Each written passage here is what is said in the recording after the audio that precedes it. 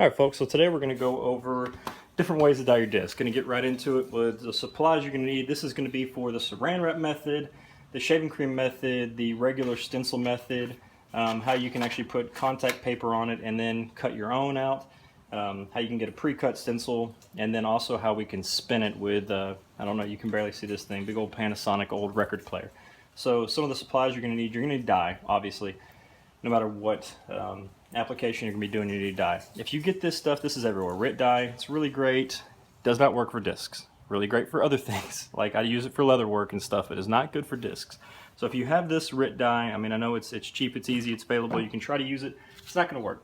You can get on Amazon or you can go do Joann's. I know that's just where the only place I could find it. iDye Poly is really good. They come in packages that dissolve in water. I've found that it's better not to let them dissolve in water. Go ahead and cut the package open and pre-mix it. And it has a I don't know, color enhancer in there. You can throw that away. That's basically for cloth. You can mix them up and put them in mason jars and stuff like that. Don't put in anything plastic if you're going to add any kind of acetone or anything for an additive, because it'll eat through the plastic. So you're going to need the dye. Obviously, you'll need the discs. If you do, like I'm going to show you, and you use a different kind of dye, this is Feebing's leather dye. I do a lot of leather work, and it actually gives a really nice crisp finish to your discs. I did this one as well with it, and it soaked in a little better, or a little not as good in my opinion, but I messed up on this disc, and we're going to tell you a couple little things that you can do, you know, pointers on how to kind of fix this little, you know, you can see all the different areas where I messed up. Just get a cleaner finish on the first time. I'll show you my mistakes, so hopefully you don't make the same. So you'll need, like I said, dye. Of course, you need something like an X-Acto knife. If you're going to be cutting out your own design, then I would suggest using a smaller X-Acto knife. I bought these. This is one is a little retractable blade, and it's a very small blade. The smaller the better, you know, in my opinion. That's why I don't like it. It's harder to cut stuff out with this. This is actually really cool. This has got a, if you can see it there, it's got a rotating tip. So as I actually spin this, the tip stays. The actual tip is on a rotating thing. You can get this in any kind of craft store. And when you're going around the corners and the edges and whatnot, it'll stay with the design as long as you keep the pressure. That's where it's going to follow. That's really good for getting nice lines. If you use, a lot of people use X-Acto knives and they get really very etchy cross lines. Scissors, of course, to cut out all the different, you know, everything that you're basically going to need, no matter what it is. Contact paper. You can get big rolls of contact paper like this anywhere. Walmart, Joann's. Basically, it's almost like shelving paper is what they call it too. I prefer the transparent just so I can see what's going on underneath it. But they have different, you can get solid colored and everything like that. Now, it's one of those kind of things, you just cut it the side of your disc. You know, you're going to want one solid piece. I use these little exfoliating cotton pads to actually use acetone. Acetone is the best thing you can buy to take the stamps off the discs. Use the cotton pads. I use the cotton pads to clean them and to actually remove the stamp itself too.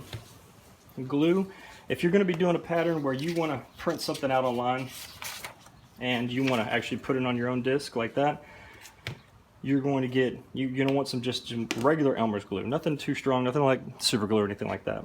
You'll actually be putting this on top of the contact paper, and in the end you'll be cutting directly on this pattern if you don't, you know, trust in your freehand ability and whatnot. Of course, you're going to need some paint brushes or some kind of thing to applicate and put the actual dyes on. If you're going to be doing the shaving cream method, I would say get the cheapest regular shaving cream that you can get. Don't get anything with menthol or anything like that in it. If you're going to do the saran wrap method, get some kind of a plate, something that's big enough for the disc to actually sit in with the saran wrap on, you know, in the base, and then just regular clean saran wrap. And as far as supplies go, that's pretty much all you're going to need, other than if you're going to do the saran wrap, get a weight. I always use a sledgehammer. I don't know why, it's just convenient. So you're going to need something to weight down and push into the disc. So of course, before you actually go customizing any of your discs, you're going to want to get that stamp off. You can get this. This is basically nail polish remover. That's it. It's acetone, 100% acetone. You don't want to get any of the just regular nail polish remover because it's not 100% acetone. It's got different kind of additives in it and everything, and it just won't work as good. I've tried it several different times. I mean, it'll get there, but you end up rubbing your disc so much that it looks like you took a piece of sandpaper to it. So this is probably the best thing that I can use. You know, you use these little scrubber pads and stuff like that. By the way, if you have dye on your fingers because you're going backwards in your video, it'll rub the dye right off your fingers. This is actually really good stuff because it's not harmful for your hands and everything like that. You can get the dye off your fingers. So try to get a clean tab or clean little applicator here and put some acetone on it. And basically, there's nothing to it, man. You kind of rub the acetone in and it just removes the stamp beautifully.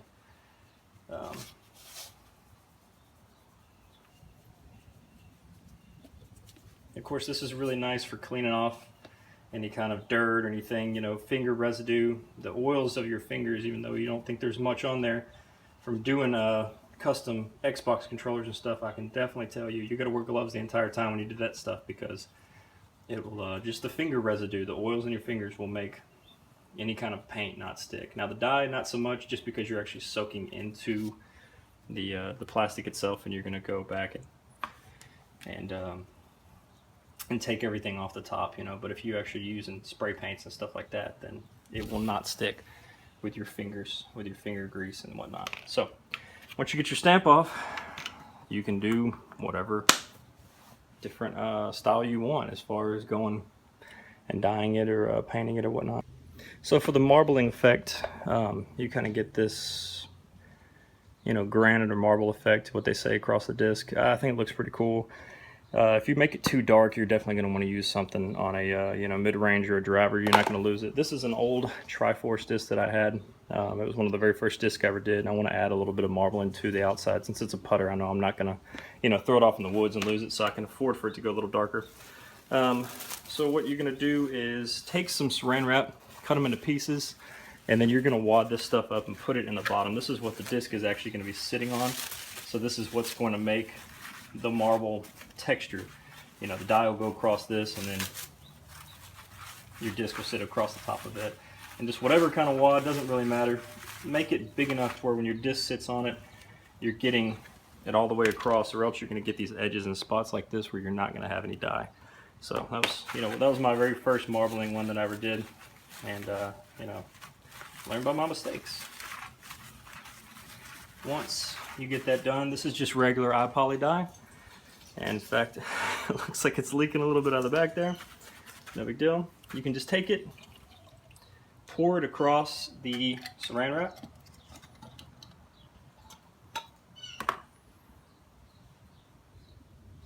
It's going to be kind of messy, but you can do this, you know, with a little syringe or whatever if you want to do it a different way.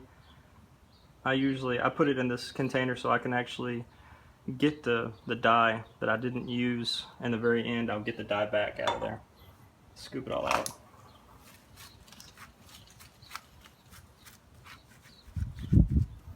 Then once you have the dye in there, take a disc, put it in there. Once in most disc, you will be able to see if you're getting dye all the way across it. You can put another piece of saran wrap across the top of that if you want, but the big thing is you want a weight, something that's going to push down across your disc and smash it down into the dye. Now that's it. Basically that's the end of the method there. You can go and you can do lighter times and then, you know, take it off and get a couple different layers if you want, or you can just let that sit overnight and you know, come back the next day and you'll have something with a marble and granite effect into it. So we're going to set that aside, and at the very end of the video I'll show you what that looks like when we take it off. So another method that they have is the shaving cream method. It's one that a lot of people use. It's really easy, really simple. This would be basically the second most simple way to dye your disc. Make it custom, make it your own.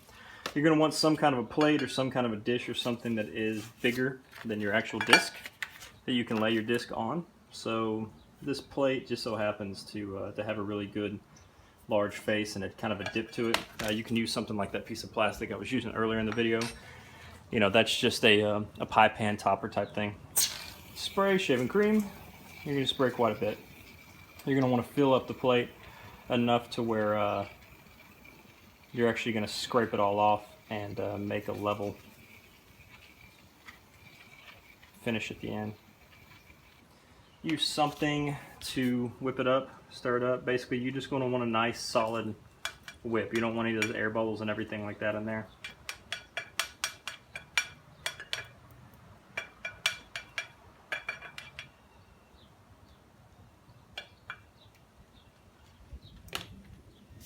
once you get plenty of shaving cream, you can try to scrape it off and make a solid level. If I had something a little thicker than this old bandsaw blade, then actually this would go a lot easier on me. That's okay.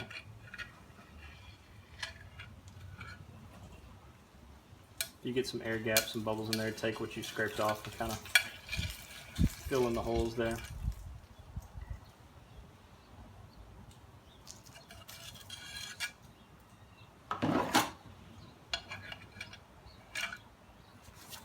Hopefully my head wasn't in the way for all that.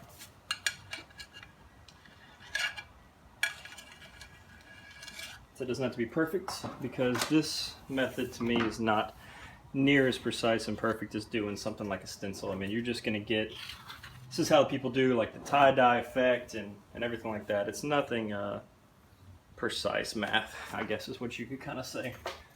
I'm only going to be using one color today. You can sit here and you can put, you know what, I'll go ahead and I'll use green as well. I'm going to use green and purple. We'll use 2 dyes. And basically, to me, one of the easiest ways to to put it in there is kind of use one of these little suction cuppy things, or medicine, syringes, and take your dye. This is just the same, the eye poly dye. I got a purple and a green here. You suck your dye out. You can use basically anything. You can use a paintbrush or whatever you want to kind of to put this stuff across the dye, but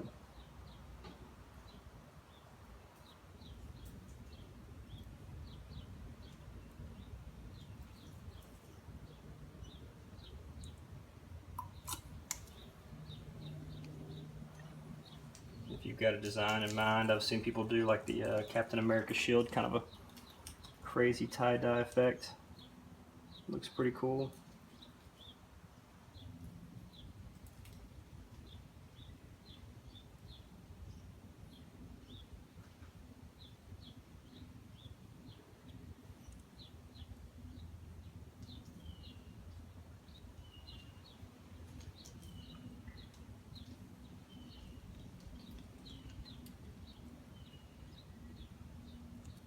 All right, a little bit more purple in there.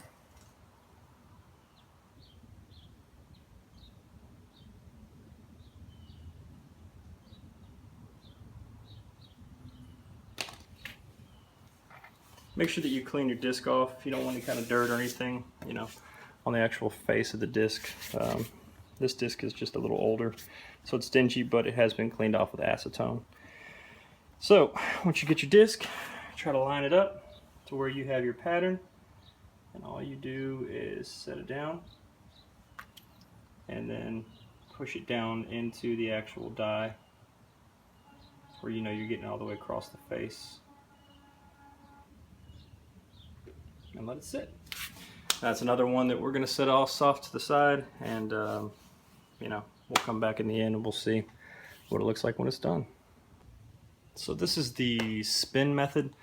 I've used it a couple times. It gives an effect a little bit different than I usually use. This one I kind of just went around the edge. You can see the difference between the color. This is a glow in the dark, so I didn't want to go heavy. But between the actual print where I had the sticker and then the outside, you can see that there's an obvious ring. And I just kind of started out with the edge, and I went from like a yellowish pink to purple. And I didn't let it sit long enough, so that's why you're getting that, have that really faded effect. This one I did as well. I just started on it, and I kind of faded it in, and then I used a rag to fade it in because I kind of wanted that effect.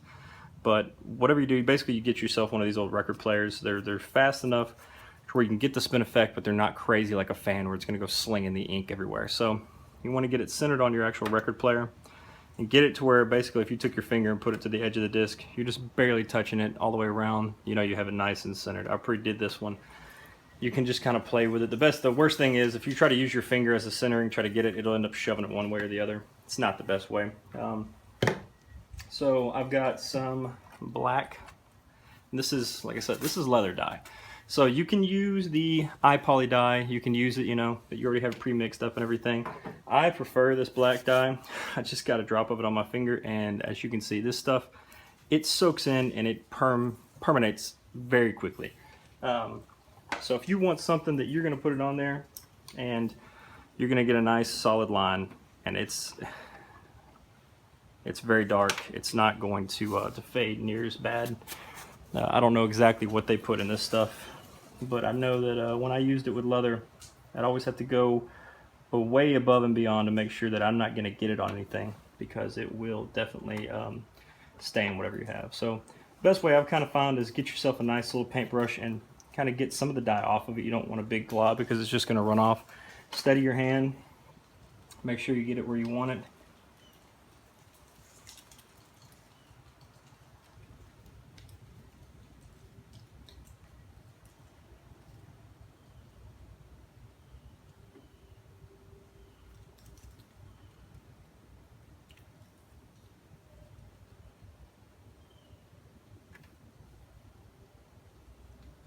There's not really much to it. You can do whatever style you want.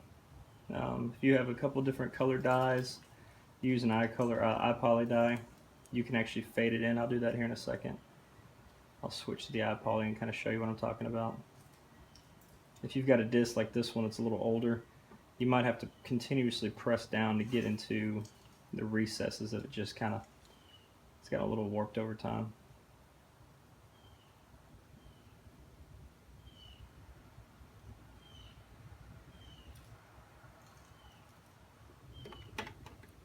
So I'll show you this iPoly. What I was talking about basically fading it. You can take it and you basically just drag your finger out. So if I started right here in the middle, or closer to the middle, you have yourself a nice, good, solid line.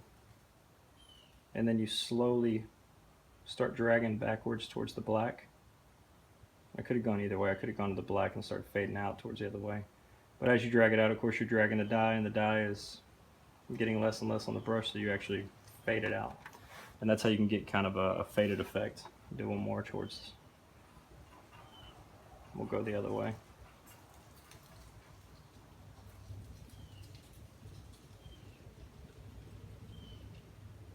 The big thing on this is just to go slow.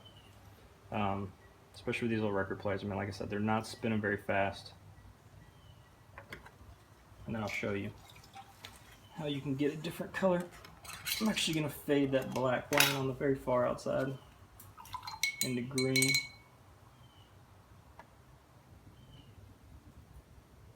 So I have noticed that the Feebings leather dye and the iPoly will mix up a little bit. You can kind of put them together.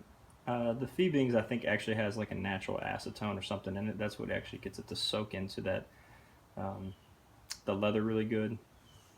And you can actually use acetone in your dyes to get it to soak as well, to soak into the plastic better. And I honestly think that that's why the Feebings leather works so good. It has an additive in there to just get it kind of a hydrocarbon, you know, to soak it in and everything. So I'm not really going to do much on this one just because. So this is the method that I most prefer whenever I'm doing my discs. I would be using actually a template and then dyeing the disc. This one I did with leather dye as well as this one, and this is one that I actually had a professional cut out the design on some vinyl tape, you know, vinyl for me, and then peel it off slowly. And as you can see here, across the edge. This way it's not near as time consuming, except it costs money. So if you want to do, this is another one, another vinyl template. So basically this one's not done yet, but when they get the template cut out, you can see kind of through there, it's clear. They'll cut the template out, and then you will put it across your disc. And once I'll pull this top paper off, put it on there, and pull the bottom paper off, and then you can just put your dye on it and you're done. We'll get to that in here in a second. So another way you can do it, which is the way I did this disc here, is you actually take contact paper, put it across your disc, and then you'll take some Elmer's glue and put it on there. You can actually use Elmer's glue and water if you want, but basically you just want it nice and thin. You're not real lumpy or anything, and you actually glue your design across the top of it. Wait for it to dry. Take your X-Acto knife, and then you'll actually go across the design and cut out where you want. This is a pretty complex design, you know, so you can do something, like I said, a lot simpler, where you can do something like that. We'll get to that as well. So when you have a design that's cut out, especially if it's nice and symmetrical like this one, this is how I did this design. I actually had the guy cut it out on his machine for me, and you get yourself a nice, if you can see that, it's like a honeycomb effect. There's no way I could have been this precise and cut out a design like that, but I did want a honeycomb effect on this MVP disc, so you pay somebody to do it. If not, you can do what I do, and on other stuff like this one, like this Gengar Pokemon disc, and you can cut it out. And this one, it didn't take as much. It's kind of an older disc, you know, but still, this would be, it's cheaper. It takes a little bit of time. So we'll start with showing you how to start. This is an old disc I found in the river. I'm not actually going to dye it, but I just want to show you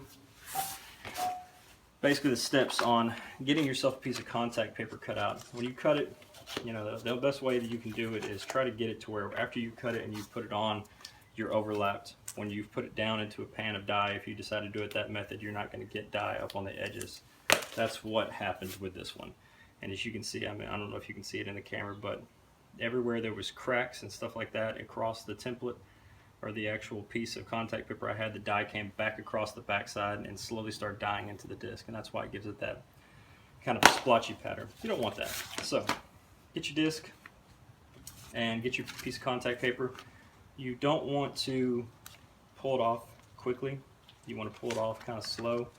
The only reason I say that is contact paper, just like most stickers, you can get air bubbles, you can get creases across it. If you get a crack across your contact paper and then you go cutting across it later, it will bleed the dye. And I'll kind of show you what I mean on that. If you have any kind of overlaps, or if you have a mess up, I guarantee you dye will find a way into there, and it'll mess up your final design.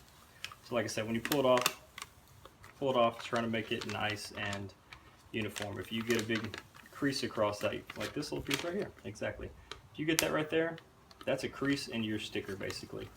Now on your car window, you'd be able to smash that out with your credit card and shouldn't give you any problem. But because you're actually going to be putting liquid on this, it's going to be a lot harder. When you're putting it down, I would say start at one edge, get it started, and then run your fingers, credit card, anything like that across it to where you can kind of get the air bubbles out. If you get air bubbles in there, pull it back a little bit and make sure you have it nice and tight. Now, getting air bubbles in the design right now, at this point, is not as big of a deal. You don't want big air bubbles. If you get any little ones, when you cut your design, you're going to be able to push those out towards the edge. But you're going to want to push and get all the way. Now, of course, like I said, I'm not dyeing this disc. I'm only wasting this piece of contact paper just to show you kind of how to do it. And another way that I've seen people do is they use a heat gun, something like a blow dryer. You can actually heat the contact paper up a little bit. It adheres a little better. The only problem with that is you'll get the glue on the back side of the contact paper warm, and it kind of sticks to your disc a little bit. And then when you actually put your design on, you have an issue with it not sticking, because the design can go across. And we'll actually do a little bit right here. So say I wanted to cut, and I cut a design. Let's cut a triangle out, doesn't matter. I know that's going to be really hard for you to see, but usually what I'll do is I'll actually take my X-Acto knife, and that's what I find is the best way to go when you go start peeling off your design. Get the X-Acto knife started up on the corner. So it doesn't matter that there's air bubbles here. It matters that there's air bubbles across this line right here. Take your fingernail, take a credit card, whatever it may be, smash those air bubbles in where you have a nice tight seal. Because whenever you put your dye on, and I'll show you right now, your dye is going to basically float across, and it doesn't want to stick to the contact paper. So get a little dye and I'll show you.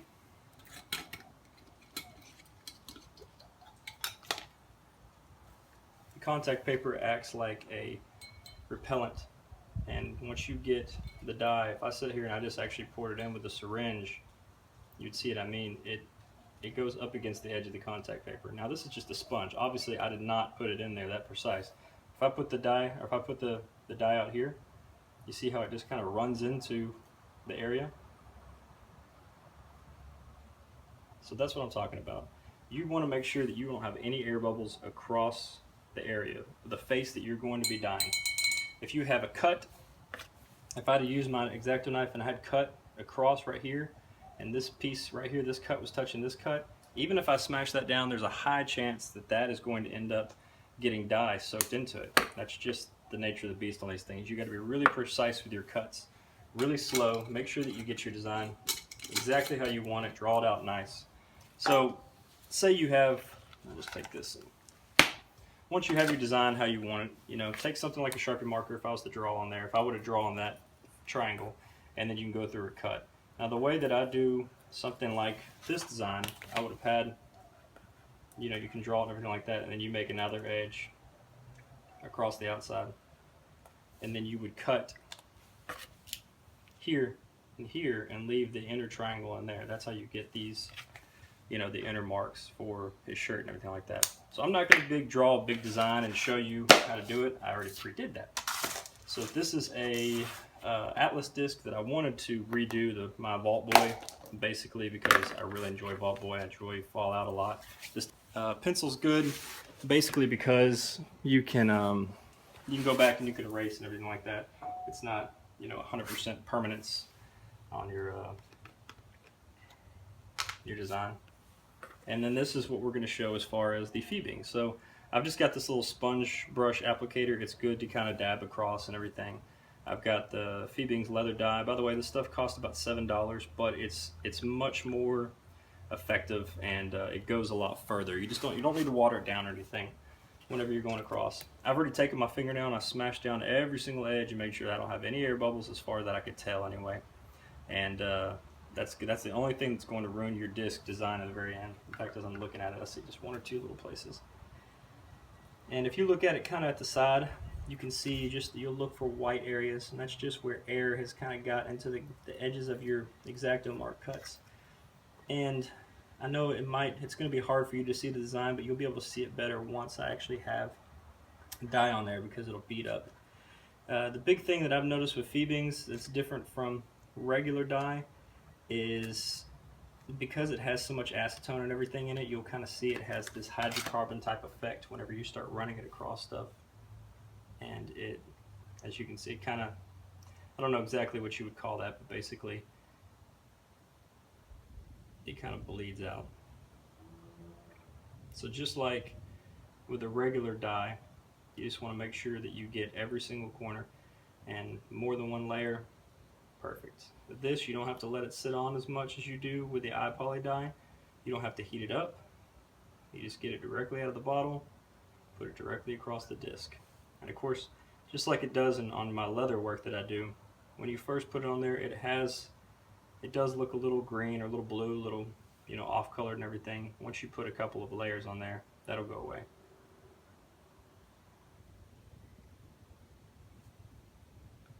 I'm going to stop talking now, and I'm just going to go ahead and dye this thing, and we'll come back later and look at it.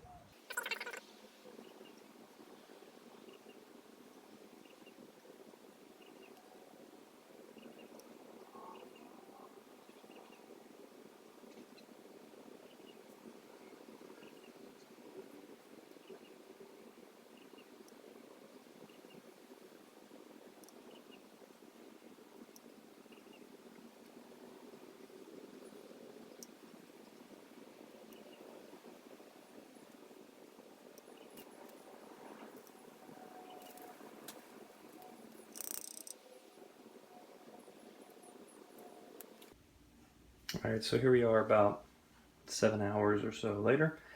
You can wait. You can let the Feebings, it doesn't have to sit near that long. It just, I happen to have it out in the garage with the rest of them, so I let it sit out that long. The other ones, you get a more saturation with the granite, and then this one, you actually want it to sink down into the actual, you can see how far it's sunk down into the shaving cream, and you get better dye saturation like that. So what you want to do is I'm going to go ahead and turn on the cold water and rinse them off, so you won't be able to hear me talk, but you rinse them off and then pull off the stencil, and you can see what they look like.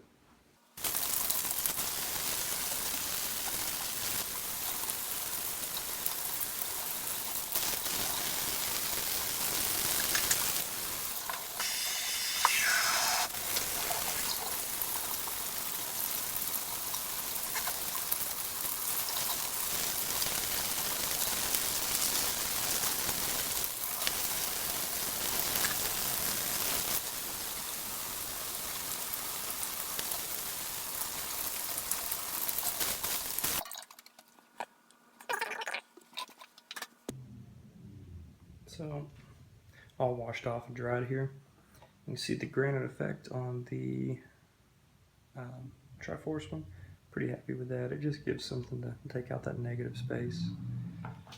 The spin die one is pretty cool. It's got like a nice fade to it.